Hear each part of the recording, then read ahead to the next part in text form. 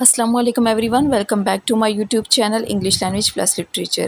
آج کی ویڈیو کے اندر ہم ماڈرن ڈرامہ ہیڈا گیبلر کے کریکٹر اور پروٹیگنسٹ ہیڈا گیبلر کو ڈسکس کریں گے، لیکن اس سے پہلے میں آپ کو بتاتی چلوں کہ پارٹ 1 کے اندر، اس ویڈیو کے پارٹ 1 کے اندر ہم نے کوسچن کا کچھ پارٹ کور کر لیا تھا، ابھی یہ پارٹ 2 ہے اور اس کوسچن کو میں ہیڈنگز کی صورت میں کور کر رہی تھی۔ آپ کو میں نے پہلے بھی بتا دیا تھا کہ آپ نے پیپرز میں ہیڈنگ نہیں لکھنی۔ ہیڈنگز میں بتانے کا مقصد صرف یہ ہے کہ جب پیپرز کے اندر، کیونکہ بہت شارٹ سا ٹائم ہوتا ہے اور جب آپ کو یہ پوائنٹس مائنڈ میں آپ کے آتے ہیں تو آپ اس سے ریلیونٹ ڈیٹیلز لکھ سکتے ہیں۔ اور اس کے علاوہ یہ کہ آپ جب نوٹس بناتے ہیں اور بہت سے ایسے پوائنٹس ہوں گے اس کوسچن کے، ہیڈنگز ایسی ہوں گی جو کہ دوسرے کوسچن کے اندر بھی ایڈ کر سکتے ہیں۔ تو چلیے بنا کسی دیری کے اپنے ویڈیو سٹارٹ کرتے ہیں۔ At this stage, Hedda appears to be as cruel as a monster.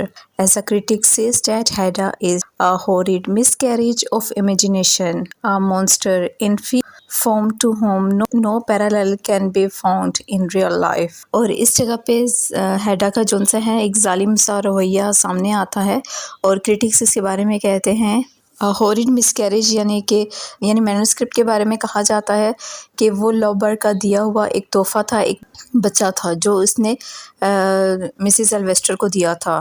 ہیڈا نے اس مینوسکرپٹ کو جلا کے ایک طرح سے اس کا مسکیریج کر دیا تھا، اور یہ مونسٹر از فیمیل، یعنی ہیڈا کے فارم میں ایک اس طرح کا مونسٹر فیمیل ہمیں سامنے نظر آتا ہے جس کا یعنی ریئل لائف کے اندر اس جیسا ظالم کوئی بھی نہیں ہے۔ She proves herself like a murdered and suggests Lovberg to kill himself at the temple as he has no control over himself and he has lost his thesis. His chili, he should die beautifully if he could not live beautifully. اب پلے کے next stage پہ وہ ہمیں ایک قاتلہ کے روپ میں نظر آتی ہے جو کہ لو برڈ کو انسسٹ کرتی ہے کہ وہ خود کو گولی مار دے۔ وہ لو برڈ کو اس بات کی طرف مائل کرتی ہے کہ اگر وہ اپنے طور پہ نہیں جینا چاہتا، اپنی لائف کو اپنے طریقے سے نہیں جینا چاہتا، تو اسے چاہیے کہ وہ خوبصورت طریقے سے ایک خوبصورت موت مر جائے۔ She gives him a pistol as a souvenir and wishes him to die it beautifully. وہ اسے اپنے فادر کا پسٹل دیتی ہے اور اسے ایک تاکہ اسے یہ بات یاد دلا سکے کہ اگر وہ زندہ نہیں رہ سکتا تو وہ اسے ایک بہادر کی طرح مر جانا چاہیے۔ But it does not happen in the way she wants. لیکن یہ اس طرح سے ثابت نہیں ہوتا جس طرح سے وہ چاہتی تھی۔ She feels frustrated to know that Lovberg was not in her control and he did not commit suicide under her influence. کہ ہیڈا چاہتی تھی کہ لو برڈ اس کے کہنے پہ خود کو مار ڈالے، لیکن جب وہ یہ سنتی ہے کہ لو برڈ نے اس کے کہنے پہ سوسائڈ نہیں کی تو وہ اس سے فرسٹریٹڈ ہونے لگتی ہے اور پھر کہتی ہے Why does everything I touch become means and indecorous? It's like a curse. اور وہ کہتی ہے کہ میرے ساتھ ایسا کیوں ہوتا ہے کہ میں جس چیز کو بھی ہاتھ لگاتی ہوں تو وہ کرس بن جاتی ہے۔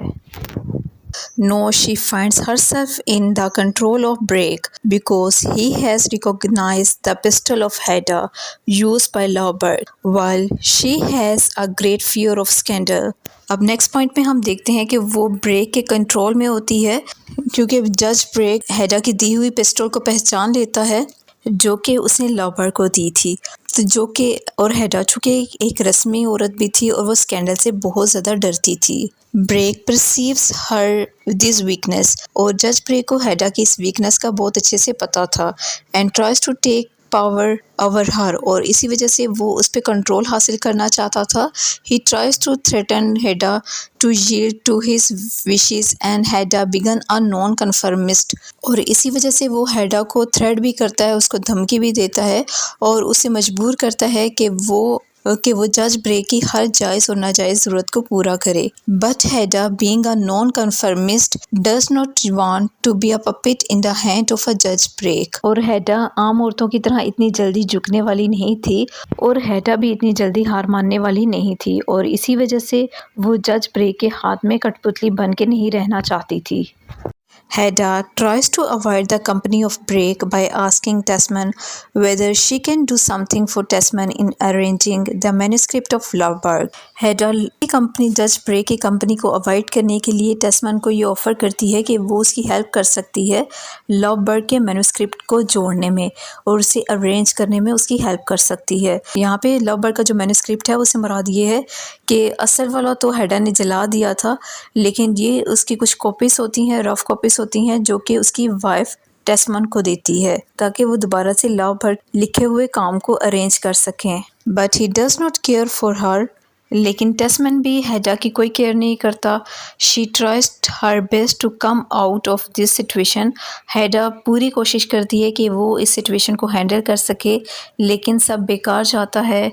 When she feels to live up to her ideas, और जब वो अपने तौर पे ज़िंदगी नहीं गुजार सकती, she prefers to die beautifully, तो वो इस बात को तरजीह देती है कि एक खूबसूरत मौत मर जाए। She place piano in fancy, dances violently and shoots at her temple and falls on a sofa beside her. और वो जुनून की हालत में डांस करती हुई और बहुत तेज़ी के साथ वायलिन बजाती है और ख़ुद को शूट कर देती है और अपने पास पड़े हुए सोफ़े पे गिर जाती है। एज अ क्रिटिक सेज, जैसा कि क्रिटिक्स कहते हैं, she dies for her self as she had lived for her self. वो अपने लिए ज़िंदा थी और अपने लिए ही मर गई। डिस्पाइट ऑल हर शॉर्ट कमिंग, अपनी तमाम तर कोताहियों के बावजूद, undermining her husband with her coldness, अपने हस्बैंड की तरफ से इग्नोर किए जाने पे वो कमज़ोर हो चुकी थी। डिनाइंग हर प्रेगनेंसी, अपनी जो प्रेगनेंसी है उसको वो डिनाई करती रही, उससे इनकार करती रही। डिस्ट्रॉइंग थियास लाइफ वर्क, और थिया का जो लाइफ वर्क था जो कि उसने लवबर्ड को ठीक करने में मेहनत की थी, वो सारा उसने ज़ाया कर दिया। बर्निंग लवबर्ड क्रिएटिव मैन्युस्क्रिप्ट, और लवबर्ड का जो मैन्युस्क्रिप्ट था उसको उसने जला दिया। एंड फाइनली कमिटिंग सुसाइड, और यहाँ खुद भी उसने सुसाइड कर ली थी।